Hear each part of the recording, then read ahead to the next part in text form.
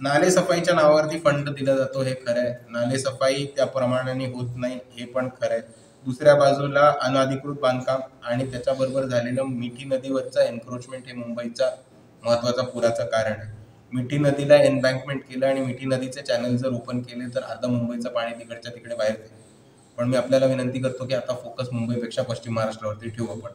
मुंबई शहर हे तुंबलेलं असते, काय सांगाल तुम्ही? कारण एका पावसामुळे जर नागरिकांना इतका त्रास होत असेल तर आपलं आपत्ती व्यवस्थापन कशा पद्धतीने चालू आहे राज्याचं?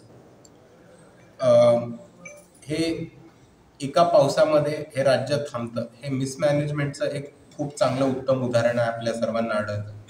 आपल्या सर्वांना माहिती आहे की मुंबईमध्ये रेकॉर्ड ब्रेक पाऊस दरवर्षी होतो आणि दरवर्षी पाऊस आला की मुंबई थांबते, बीएमसीचा कारभार सगळ्यांसमोर उघड पडतो.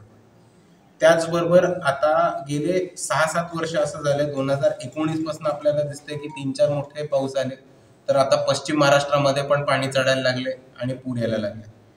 आणि हे आपल्याला 6-7 वर्षांचा अनुभव असताना आणि इतिहास बघितला असतानाही जेव्हा सरकार आणि इकडची मॅनेजमेंट कोणतेही व्यवस्था करत नाही आणि पहिलेच कुठली दक्षता ठेवून पाऊल उचलत नाही, तेव्हा एक निष्काळजीपणाचं सरळ उदाहरण आपल्या सर्वांसमोर येतं. आणि हे महाराष्ट्राची जनता किती वेळ अजून खपून घेईल हा बघण्यासारखा प्रश्न.